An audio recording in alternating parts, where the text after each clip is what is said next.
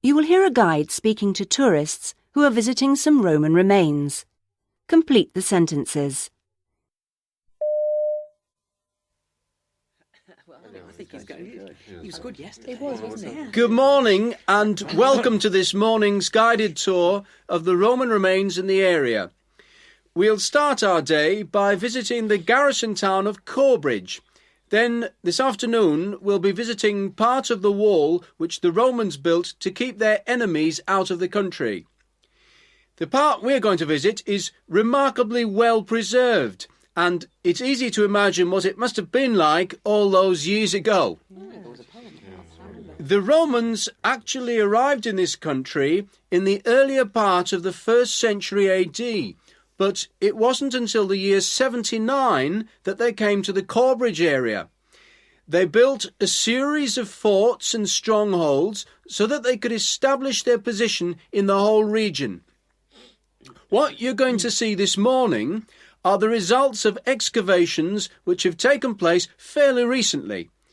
The first early archaeological dig was as far back as 1201, and then, believe it or not, they were looking for treasure. Unfortunately, or perhaps fortunately for us, nothing interesting was found. So they abandoned the site, and it wasn't until the early 19th century that another and much more ambitious excavation was carried out. The result was a number of exciting discoveries.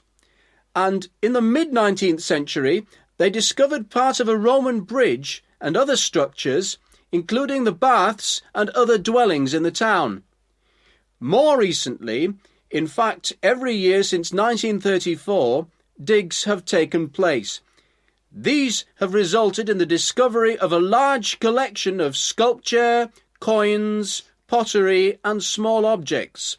And some of these have become very famous indeed. Most of them are now housed in the site museum, which we'll be visiting before we visit the site itself. Unfortunately, for security reasons, some have had to be taken to the city museum, which you'll find is about 15 miles away. Oh, I'm sorry about that. As you can see from this map, the site museum's laid out in a circle. The first half concentrates on the history of the site, and each section deals with a separate period of the site's history. You'll also find display cases of objects which would have been in use at the time. In the second half of the museum, each section's related to a particular aspect of life in the town, such as trade, domestic life and religious observance. After visiting the museum, we'll be walking round the site, and we would ask you, please, to pay particular attention to any loose stones lying around the site, and keep children off the walls, as these can be extremely dangerous. At the end of the tour, we'll be paying a visit to the gift shop and cafe, which you probably saw as you came in, near the site entrance and the car park.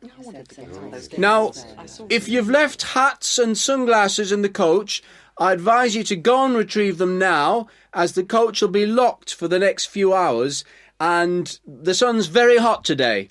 Oh, well, I'll get that.